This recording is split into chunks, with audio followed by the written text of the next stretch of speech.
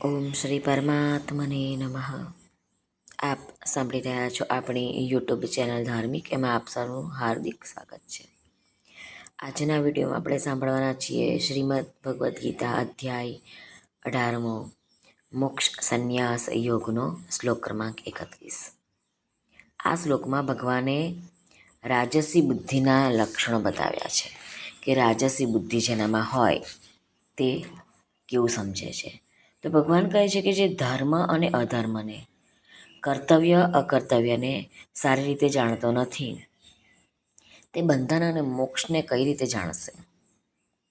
બુદ્ધિમાં રાગ હોવાને કારણે આ બધું એને ખબર જ પડતી નથી. તો ચાલો આપણે જોઈએ આજનો શ્લોક. શ્રીમદ ભગવદ્ ગીતા અધ્યાય 18મો મોક્ષ સંન્યાસ યોગનો શ્લોક ક્રમાંક 31. શ્રી ભગવાનુવાચ યયા ધર્મં ચ કાર્યં ચાકાર્યમેવ ચ અયથાવત પ્રજાનાતિ બુદ્ધિ સા પાર્થ રાજસી. શ્રી ભગવાન અર્જુનને કહે છે, હે પાર્થ, માણસ જે બુદ્ધિ દ્વારા ધર્મ અને અધર્મને તથા કર્તવ્ય અકર્તવ્યને પણ યથાર્થપણે નથી જાણી શકતો, એ બુદ્ધિ રાજસી છે. હવે આપણે જોઈએ રામસુખદાસજી મહારાજ સાધક સંજીવનીમાં શું કહે છે. મહારાજ કહે છે, યયા ધર્મંચ, શાસ્ત્રોએ જે કંઈ પણ વિધાન કર્યું છે તે ધર્મ છે. શાસ્ત્રોમાં જેની આજ્ઞા આપી છે તે ધર્મ, જેનાથી પરલોકમાં સદગતિ થાય તે ધર્મ. શાસ્ત્રમાં જેનો નિષેધ કર્યો છે તે અધર્મ. શાસ્ત્રોએ જેની આજ્ઞા નથી આપી તે અધર્મ. જેનાથી પરલોકમાં દુર્ગતિ થાય છે એ અધર્મ છે. જેમ કે પોતાના તન મન ધન યોગ્યતા પદ અનુસાર પોતાના માતા પિતા વડીલો વૃદ્ધોની સેવા કરવી, બીજાઓને સુખ પહોંચાડવું, બીજાઓનું હિત થાય એવા કાર્યો કરવા, એ બધું જ ધર્મ છે. કૂવા વાવ ખોદાવવા, ધર્મશાળા ઔષધાલયનું નિર્માણ કરાવવું, પરબ બંધાવી સદાવ્રત બનાવવા, આપણા આજુબાજુના જે પણ ગરીબ બાળકો હોય, અનાથ બાળકો હોય, એ બધાની ઉન્નતિ માટે આપણી પાસે પોતાની જે ચીજ છે, વસ્તુ છે, એ પ્રમાણે સામેવાળાની જે આવશ્યકતા છે એ પ્રમાણે નિષ્કામ ભાવથી ઉદારતાપૂર્વક ખર્ચવી એ ધર્મ છે. આનાથી ઉલટું પોતાના સ્વાર્થ સુખ અને આરામને માટે બીજાઓની ધન સંપત્તિ હક પદ અધિકાર છીનવી લેવા, બીજાઓના અપકાર અહિત હત્યા વગેરે કરવા, પોતાના તન મન ધન યોગ્યતા પદ અનુસાર બીજાઓને દુઃખ આપવું એ અધર્મ છે. ટૂંકમાં મહારાજ કહે છે કે કહીએ તો ધર્મ તે છે જે જીવનું કલ્યાણ કરે, અને અધર્મ એ છે તે જીવને બંધનમાં નાખી દે છે. કાર્યન ચાકાર્યમેવ ચ, વર્ણ આશ્રમ સ્થળ કાળ અનુસાર શાસ્ત્રોએ આપણને જે કર્મ કરવાની આજ્ઞા આપી છે તે કર્મ આપણા માટે કર્તવ્ય થઈ પડે. જે સમય પર આપણને પ્રાપ્ત થયું છે કર્તવ્ય, તો એ ન કરવું અને ન કરવા લાયક કામને કરવું એ અકર્તવ્ય.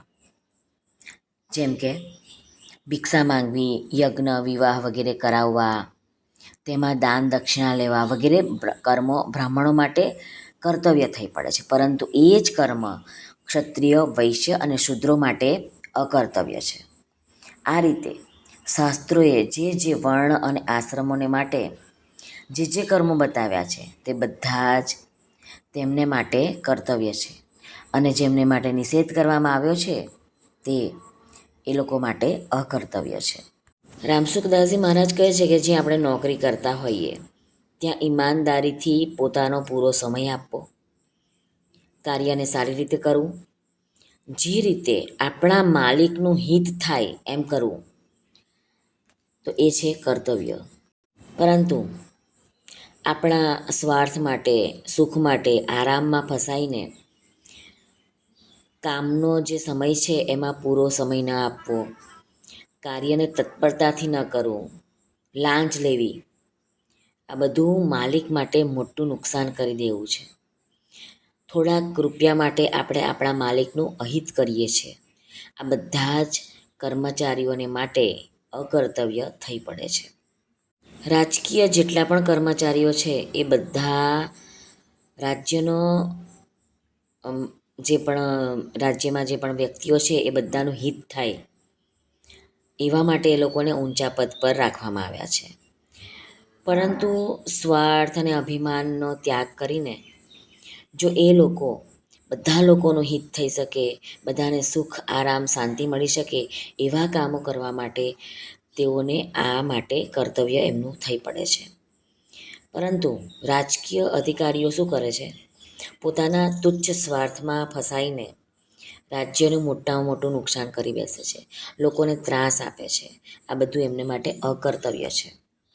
આગળ મહારાજ કહે છે કે રાગ બુદ્ધિમાં છે એટલે એવા વ્યક્તિને સ્વાર્થ દેખાશે, પક્ષપાત દેખાશે, વિષમતા દેખાશે. તો આ દોષો હોવાથી બુદ્ધિ, ધર્મ અધર્મ, કાર્ય અકાર્ય, ભય અભય, બંધન મોક્ષ આ બધું વાસ્તવિક રીતે સારી રીતે જાણી નથી શકતી. આથી કયા વર્ણાશ્રમને માટે કઈ પરિસ્થિતિમાં કયો ધર્મ કહેવામાં આવ્યો છે અને કયા પરિસ્થિતિમાં અધર્મ કહેવામાં આવ્યો છે, તે ધર્મ કયા વર્ણાશ્રમને માટે કર્તવ્ય છે અને કયા માટે અકર્તવ્ય છે, શેનાથી ભય ઊભો છે અને શેનાથી મનુષ્ય નિર્ભય બની જાય છે, આ બધા વિષયોમાં જે બુદ્ધિ સારી રીતે નિર્ણય કરી શકતી નથી તે બુદ્ધિ રાજસી છે. શ્રી કૃષ્ણ અર્પણમસ્તુ. સર્વને ભાવથી જય શ્રી કૃષ્ણ. રાધે રાધે. હરિઓમ તત્સત. જય ગુરુદેવ દત્ત. જય સ્વામિનારાયણ. જય માતાજી. નમઃ પાર્વતી પતે. હર હર મહાદેવ. હર સિદ્ધેશ્વર મહાદેવની જય. આજના આનંદની જય. સર્વનું કલ્યાણ થાઓ, સર્વનું કલ્યાણ થાઓ, સર્વનું કલ્યાણ થાઓ.